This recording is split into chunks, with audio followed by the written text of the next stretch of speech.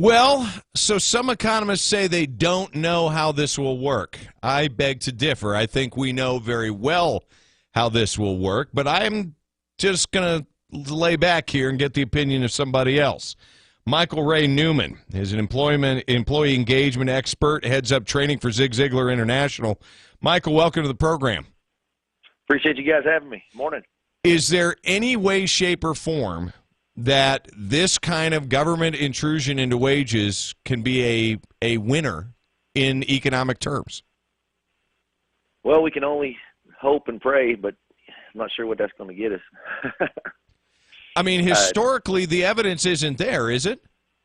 No, sir. Historically, it's not there. And if I can tell you, I also own a medium business and several small companies as well. And it's almost like this could be the third strike. If you go back to, if you're looking at it as a small business owner, it's really, I think, it's going to impact for sure. Because if you go back to when the recession hit, if you think about a bucket of water and you put a wash rag in that water, if you pick it up when the recession hit, times were really good, so it was okay. I strike one. We just need to get more efficient. And then the healthcare, with all the implementing all the changes and restrictions and everything that go into healthcare as of this year, we really have to wring that rag out of small business. And if you were to overnight push 725 to 15, I'm telling you, there's not much to wring out of that rag now, and this really could be the third strike for some small business owners.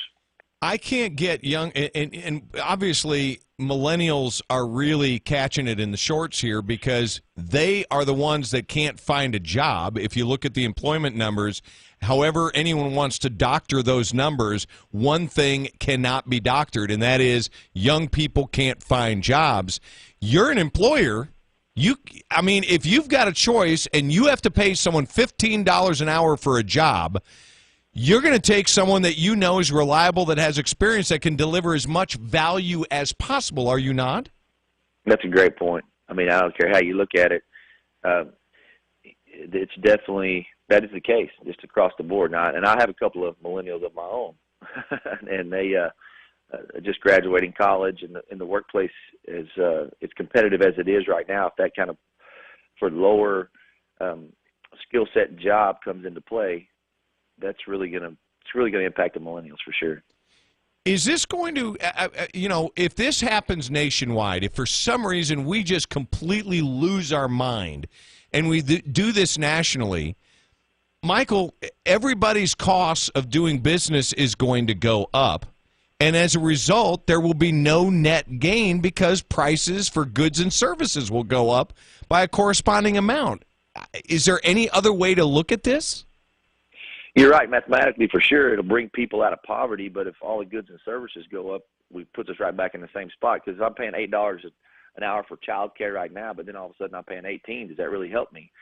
What Texas has just done, I was reading this morning, San Antonio just raised that full-time teachers in San Antonio have been bumped to $12 over a period of time. Now, to do that in one industry, I think that makes sense.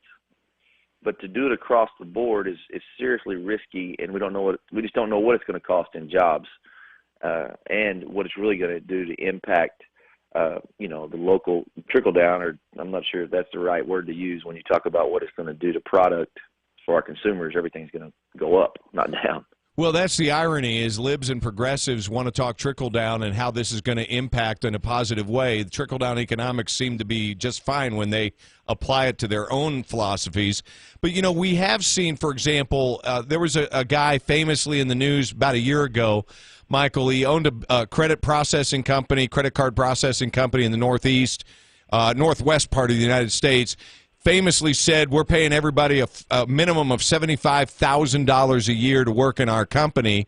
And what he found in a matter of months is he found complete anarchy inside the workforce. His employees went nuts because the long-tenured workers that were making that amount of money were wondering, well, why are people that are new on the job making what I'm making, and I've been here for years? As an employer, aren't you facing that with mandated minimum wages? You're going to have to raise everybody's pay across the board. Right, and then as far as production goes, and a lot of times in that kind of situation, production will go down because there's no reason. I know for now there's going to be years, maybe a decade, that I don't really get a significant pay increase. So you're going to hurt morale.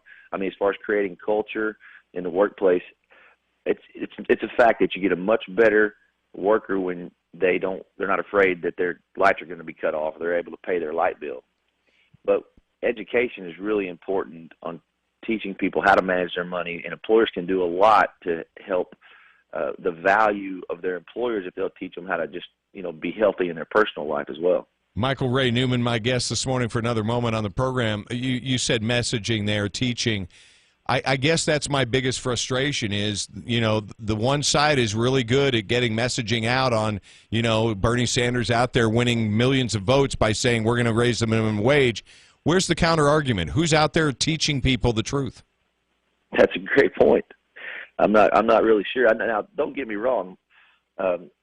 People don't say money's everything, although it is reasonably close to oxygen, I found out. And that's what I believe. I mean, I've had money and I haven't had money, and it's better to have it, right? But I think that what we really need to do is educate. What's important is to be able to manage your life, manage your money, and I'm not sure who's carrying that banner. And frankly, I don't think it's far enough up the priority list that we should be doing that. Michael, thanks for the time this morning. Appreciate it. All right, brother. Call me if you need me. Thank you very much. Michael Ray Newman is heads up training for Zig Ziglar International.